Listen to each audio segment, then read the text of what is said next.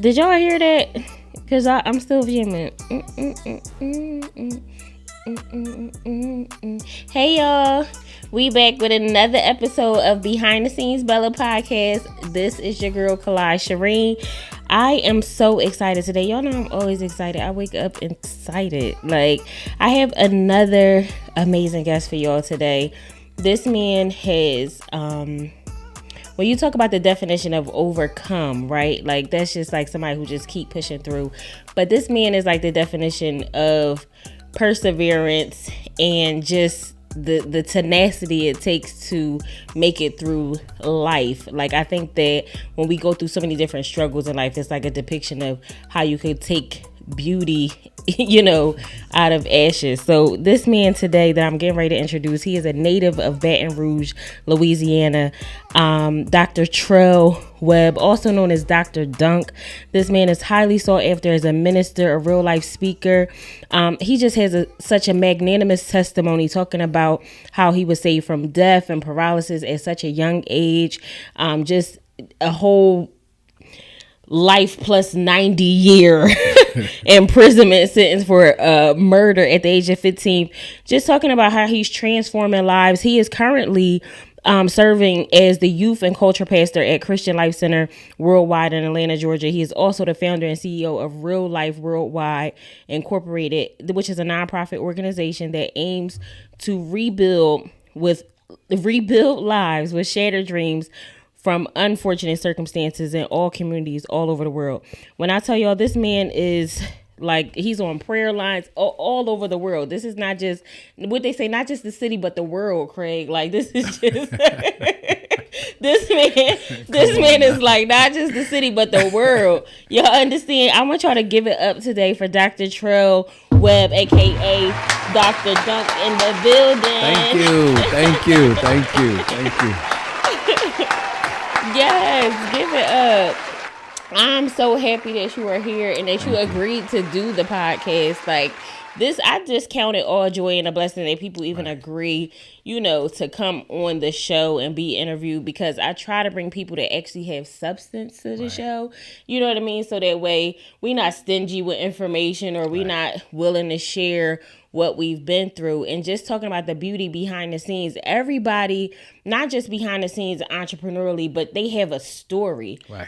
Like, they just see the success, they see the outcome, but you don't know what I had to do. Right. To get here. You don't know what I had to go through. Like, you know real. what I mean? Yeah. Like, you see the Bella, but it was like a beast at one point in time. Like, tell me how it said you escaping death. Like, that's a big statement.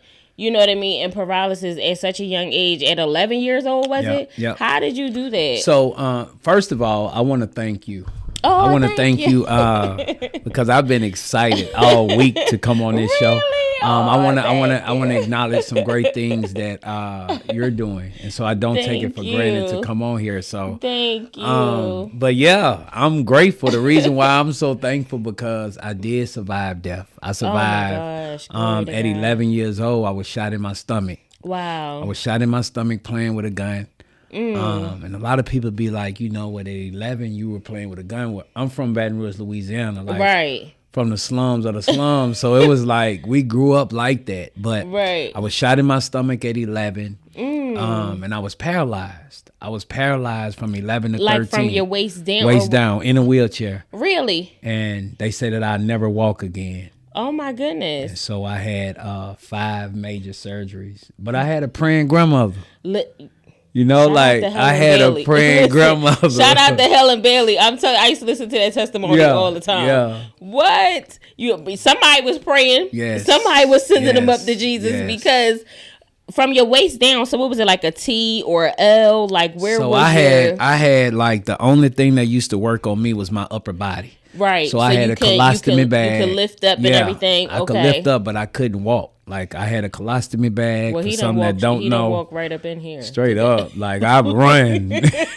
God is great, But at that time was some of my darkest moments, because even today I get a chance to pray with people who are paralyzed. I get a chance to visit different hospitals, because I would remember that was one of the darkest days of my life.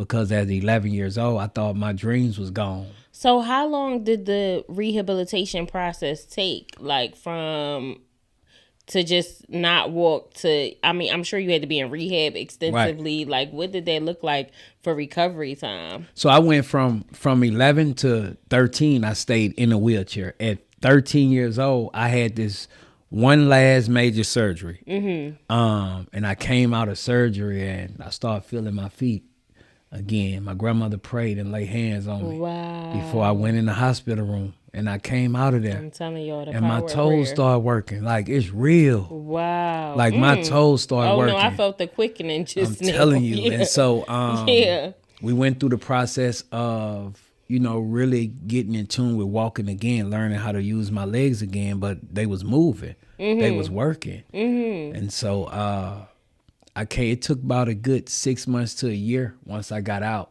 Wow. And so at the age of 14, and I was running wild. So at 14, you was just completely rehabilitated. I was healed. You were walking, I running, was healed. skipping. Yes, I was healed. Everything. Because at 15, I was charged with murder. Now, mind you, I was getting ready to ask you, because I'm like, how long did the recovery process take? Because they got you down for a murder at 15. Yeah.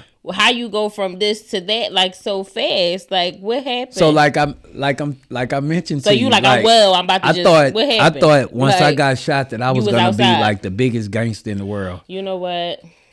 So because you was think outside like yes. So like yes. So where the gunshot, I thought that I was gonna be the biggest gangster in the world. I survived the 44 Magnum, so I come back on the block like, you know, like, what up? Yeah. And so it just made me worse. Point. It really made me worse. Wow. And at 15, I was hanging with the wrong crowd. I was charged with murder and 2 counts of armed robbery. And I was convicted. I wasn't facing life. I went to trial with a public pretender because we didn't have no money. My mama didn't have no money. Not the public pretender. Yeah. You know how it go when they pretend to defend you. And they working right with them. Yeah. So and they ain't looked at your case file or nothing. And so they railroad me. I thought like if I just keep my mouth closed and go to the precinct, you know, sticking to that fake code, I'm thinking that I'll just come home. But I ended up going to trial, get found guilty, and I was sentenced to life plus 90 years in prison. That is a long time. Yeah. Plus 90 years. That's 2 lives. Yeah. Yeah, that's like, no. And in Louisiana, it hit different because there's no eligibility for parole. So nobody come home. Like, so this prison that I was in, everybody dying. Like, nobody come home. You have no hope of coming home.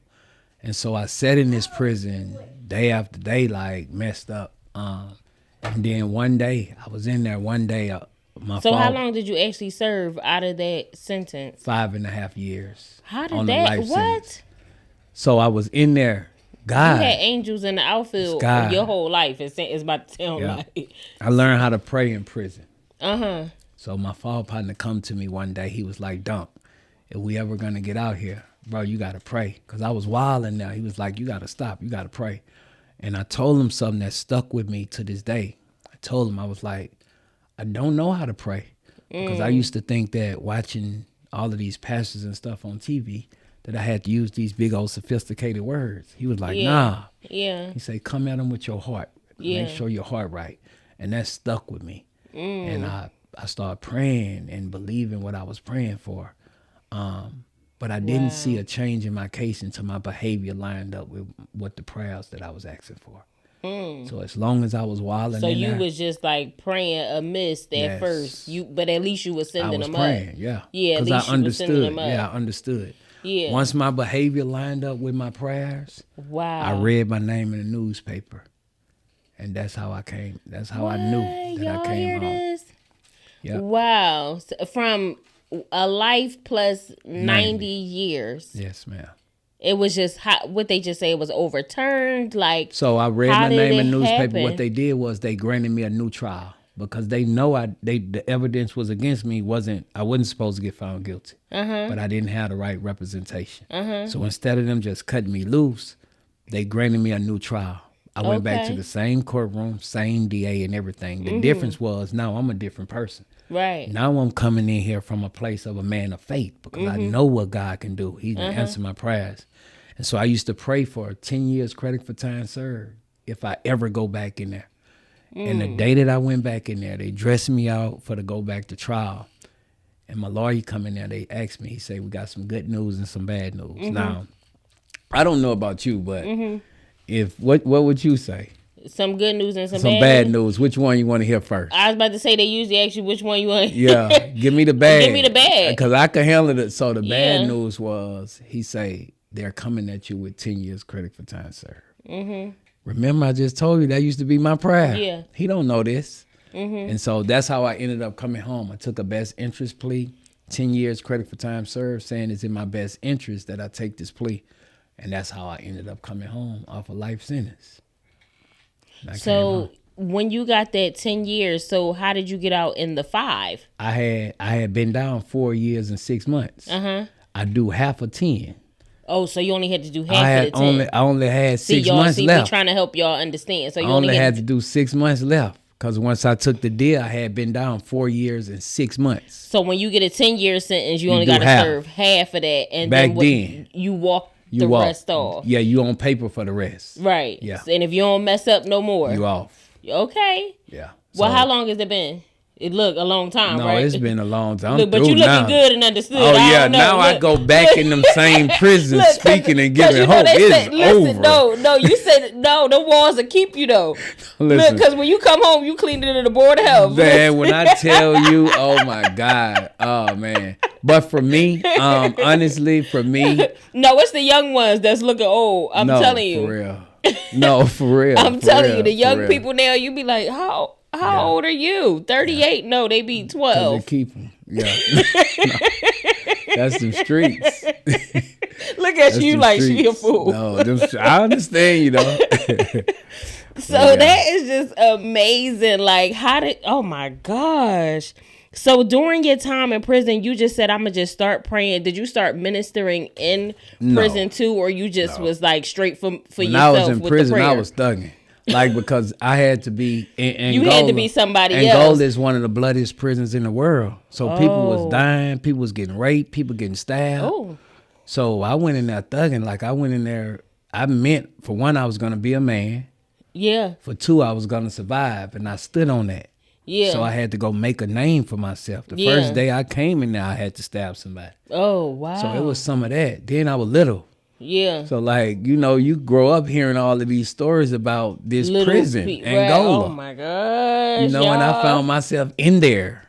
And so I had to do what I had to do. It wasn't until I was in there for a while that I actually realized, like, dog, man, I ain't never going home. And at this time, my cousin, I don't know if you ain't let it break your spirit, though.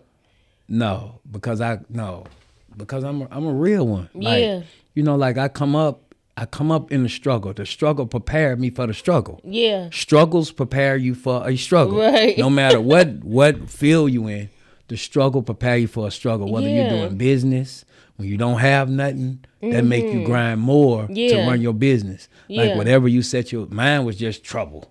I was so used to getting in trouble. When trouble came, I knew how to stood up. But it came a point in time to where I had an encounter with change.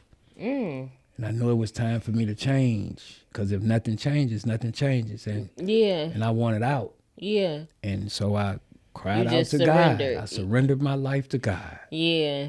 And when you surrender your life to God, He performed a miracle. Wow. He performed a miracle. So yeah. So I ended up coming home.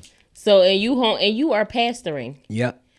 So tell us about your church now. Like, is it like a close-knit congregation? Like, how do y'all fellowship now? I see you do a lot of outreach and prayer calls. So that's, like, tell me about that. So I'm in position at a church, Christian Life Center in Atlanta, that I've been at since 2008. But so I'm a culture pastor there, pastor there, but I also pastor online. I'm a pastor for the struggle. Right. So people that's in the struggle reach out to me. I do a lot of online ministry, and people call in and get saved. People fly in and get baptized. They come straight off the strip club, off the pole, come there, get their life to Christ and get saved. So I go in prisons. I do a lot of prison ministry. So I travel around the world. Every prison I ever been in, I go back there and help them. Help them brothers and sisters that's in there and pour back in. So a lot of my work, I do trench work. I'm in the trenches. Right, like, the highways and byways. And, my people is the struggle. A lot of people that's in the industry, the rappers, they saw my life. My family, boosted my family. So a lot of them saw God changed my life. This ain't no play. They saw God change my life. Right. So a lot of them, I'm their prayer warrior. You know what I'm saying? Because they see a miracle through you, like what God can do, pretty much do all throughout your life. What he has done all throughout your life. Yeah. So when you started the nonprofit organization, like, did you think that it was going to be like as big as it is, like with your outreach and stuff, like, or you just was like, oh, I'm gonna touch a few souls and? I honestly, that was it. I'm thinking like I didn't. Or you just knew like I'm gonna be called to the nations. I did not. Because I was shy. I never thought that I can talk this long without cussing. To be honest. Ooh. So you was just Captain Hook. So like once I saw that God had a special calling on my life for this, he just went to opening doors for me, opportunities for me to be a beacon of love for people. Yeah. And so God just sent me. He just sent me. I had no clue that it was gonna become this big. Yeah. You know what I'm saying? I didn't know this. But with God. But God is him. Yeah, so when you dealing with like younger people, like, because I feel like for your ministry to be effective, the young people got to be present. Most definitely. Like the young people and the men. Most definitely. Be like clear indications to me that people ministries is effective. If the church just full of women. Most definitely. You be like, I don't know how many. Because it's like women, we could be emotional. We join just because we felt good at the time. But when men and when you get the kids involved and, that's just like, it lets you know, it reaffirms like God has called me, most definitely, to do this work. Like, that's amazing. So what are your plans for the future now? Like, I want to ask you like memoir questions now. Like, what are your plans like upcoming for the future? Like, so one of the things that I'm focusing on now is I got a book. Two books that I'm actually shout out to releasing. The book, y'all. The autobiography of my life. Okay. I think that's gonna be great. I have a prayer devotional because I know it worked. I know prayer worked. So I'm very passionate about prayer. Yeah. Because it got me sitting here. It changes things. What I'm saying? So I know what it can do. Yeah. But I look forward to spreading my wings, letting God just send me all over. Yeah. Helping this. I want to serve as many people as I can. Yeah. You know what I'm saying? Like, that's what I'm here for. Like, I love to serve. I know that's right. Like, I love to serve. Like, I try to outserve everybody, every room I come in, I'm trying to outserve everybody, right? I know that's right. Because God changed me. Like, this person that I am now, he did it. Right. You came a long way to get there. And I can't help it. It's like, man. And so I look forward to what God is doing. We're into real estate. Me and my wife into real estate. So shout out to your wife. Shout out to Tia. So we just, and she used to be my getaway driver. Listen. So like, man, we living life, man. Listen. Like, life is great. So I look forward to just impacting and touching as many people as I can. Yeah, and I think that you're doing it, and I think that it's effective. Your ministry is clearly touching lives. You know what I mean? Like, it's clearly resounding with people. So I would say that you are doing exactly what you're supposed to be doing at the moment. It's supposed to happen for you. Thank you. Yeah, and I pray in abundance for your future too. Like, especially your heart's desire to want to reach people, because nowadays you got people that it's just all me. Yes. Not focusing on what can you do to help somebody else or help enrich other people's lives. Like, that's big, especially in this dispensation period. Most you got definitely. People that most definitely look, turn the other cheek. Dog. Look, turn the other cheek, and not the way that Jesus told you to either. It's look, for real. For real. It's like, I ain't helping at all. You know what I mean? It's really hard.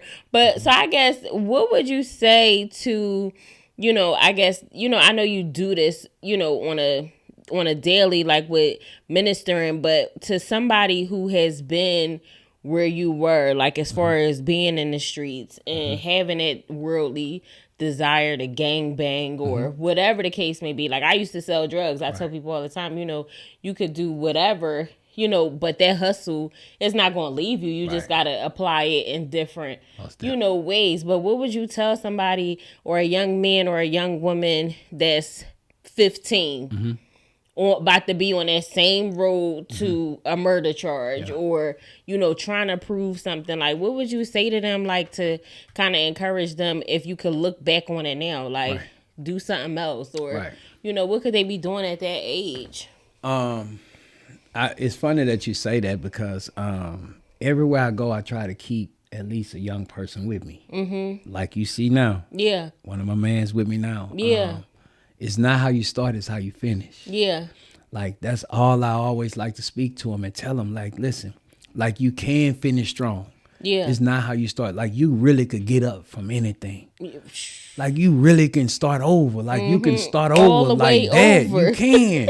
And take that same hustle, that same energy, that same push, that same zeal that you got and do it the positive way to where you don't have to look over your shoulder. And so that's what I would tell them. Like, listen, it's not how you start, it's how you finish. But if nothing changes, nothing changes. That's period. If nothing changes, nothing changes. And so that would be my advice for a young person that was where I was or that's in them streets, because them streets don't love no streets fake. Like straight up. Like the streets is fake. The motto is ball till you fall. You're guaranteed to fall.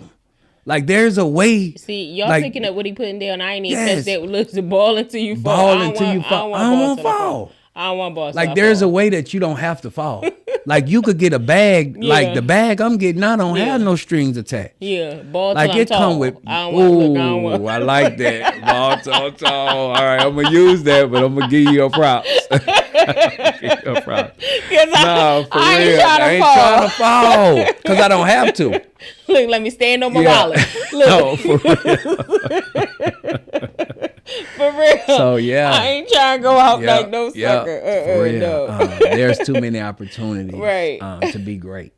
And so that's what I would share, because if I can do it, anybody can do it. For sure. I was the worst of the worst. No. I'm telling you, I was the worst. I was the worst. So if I can do it, if I can see better, if I can say, you know what, enough is enough, anybody can say it. Yeah. And so I just want to be hope. I want to be that beacon of hope. Yeah. Somebody that could look at Donk life and be like, man, that's why I show it. Yeah. That's why I say there's nothing off limits with me. Like, I need you to see what it looked like to do everything wrong. I got kicked out of every class. I got suspended from every school. I did everything wrong. Yeah. And God still say, you know what? That's my son right there. And so that's what I tell a person. Listen, you are special. You are enough. Right. So, yeah. I know that's right, y'all. Listen, I tell people all the time, I'm like, every job I ever had, I think I got fired from. Probably just about everyone, or I quit. Yeah. Like, it was just like, but that's what it takes. Like, Yes. Oh my gosh. This is good conversation. See, because when you get into young people, the young people is the future. Most definitely. You know what I mean? It's like if they ain't running this how it's supposed to be ran, it's going to be very short-lived. And it's already short-lived. Most definitely. Now. Yes. You know what I mean? You got people saying, oh, Lil Raheem made it to 25. Like, that what? Like it used to be 80, 90, 100. Yeah. Now it's you happy if you live to see Most definitely. 15. Most definitely. And the realness of it is, in my position, I get a chance to see it threefold. I get a chance to see the church. That's only a hospital for the sick. Oh, yeah. It's not a country club for the saved. So the church, everybody need God. So it ain't like nobody better than nobody else. That's one lens I see it through. But in my position, I also get a chance to travel to the prisons all around. So I'm seeing young people in there who got 100 years. 2 life sentences, 50 years, that made one bad mistake or made the wrong decision. And the last thing, I get a chance to speak at funerals. So I get a chance to stand over these young people and speak. And it does me something, because I'm like, dog, man, like, I wish I had a chance to talk to him. You know what I'm saying? Like, that's why I love doing this, because I want somebody to see this that may be about to make the wrong decision. And be like, man, like he's saying something. I'm not saying this for me. Right. I'm telling you that I'm seeing it from 3 ways. You got a chance to watch this podcast and turn it around. Right. And for live. Sure. So for sure. That's the realness of it. Yeah. So, but that is, you got to choose to live. Yes, you got to like what you just said, that is a choice. You got to choose, but not only choose to live, choose which side you're going to be on. You know what I mean? Most like that's a big deal. Yeah. And it feel great to be on this side of the street. I'm talking about the street of success. Like, it feel great to go in some of the rooms that I'm in now. I didn't even know how to sit up in a chair.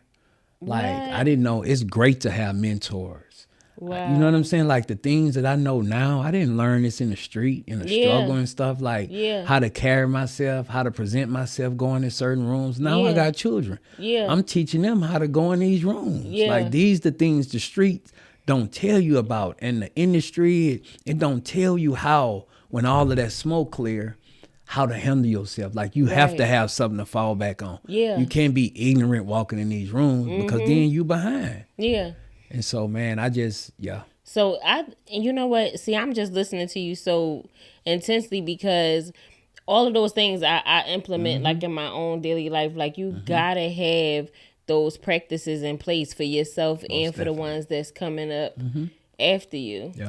That mentorship is pivotal. Most definitely. Listen, it's so important. Most definitely. Yeah. It's like, really, and I'm telling you, please, they need to hear this, because if you in those, and I keep referring to the streets, because that's where I was from. Oh, I be like that too. You know what I'm saying? I don't know nothing that's but what I 57 knew. for race. Look. Like, and so I can recall how having a mentor was taboo to me. Because I used to feel as though, man, I'm not about to share people what I got going on, but it was fake. Like, I need their mentors are experts at life. And they save you. They save you the hustle, the hassle. So many doors shut, so many opportunities. It's like, I'm trying to save you some steps. Most definitely. Because if you don't have this, you're going to bump your head a lot more times than you need to. Most definitely. Yeah. But I'm so glad that a lot of leadership are stepping up, because God was talking to me about mentorship too. Like, not just coaching, but just mentoring too. And it's so much of a different dynamic. I think you'll be great. Oh, yeah. Well, I've been doing coaching, but mentoring is something totally different. Yeah, it's the whole accountability level is completely different. Coaching is more like, all right, come on, we out. Mentorship is like, listen, I need you. Yes, it's accountability is, did you put the I here? Did you cross the T here? But I'm going to tell you what's so great, because I do it, and I'm going to tell you what's so great about it is the reward, though. Oh, yeah. The reward, when that's the best when part. They come back and say, you know, thank you. It worked. It worked. Right. So, it's a beautiful thing. But your heart got to be right. For sure. For sure. Especially when you're trying to be a good leader anyway. Now, when you got people that run up and be like, oh, I'm a leader, and you be like, But, when you really highly effective and you want to make sure that you're making a great impact, those things matter to you. Definitely. Yeah, to be in the right spirit when you're doing it.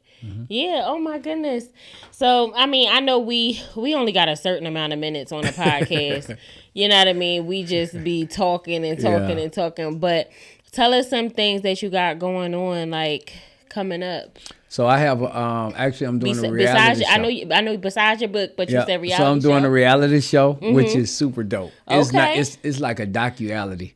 Camera's been following me around with my life. Docuality. Because I wanted them, like, people get a chance to see me for 30. You know, when you go on social media, go live, you're only on there for about 30 minutes. Right. So they don't get a chance to really see. I want people to see what God is performing miracles in my life for real. Yeah. Like, people getting healed of cancer. Yeah. People coming off the streets like real gangsters coming turn their life around. Like, people need to see this. That's your and they need to see and they need to see what a real friend look like. Like, I serve my people like for real. Like, like our life have really changed for real. Like, you know, like, and so just to be able to put this out so the masses can see. Yeah. I'm very excited about. Yeah. I'm very much excited about that. I know that's right. So where can we find you on social media? Can we find you on Instagram, Facebook, Twitter? What's your Instagram? So my Instagram is Donk Speaks. Okay. DONKS Speaks. Okay. On across all platforms. Facebook is the same thing, Donk Speaks. Okay. Twitter, I am Donk. Okay. And if you're looking for me, I'm in them trenches. He said, catch me there. You ain't never there. I'm in them trenches. I'm outside for real. Yeah. Listen, it has been an amazing conversation. Thank you so much, Donk, for joining Behind the Scenes Bella podcast today. It's your girl, Kalai Shireen. I love y'all. I love everybody. Until next time. Bye-bye. Yes, that was good.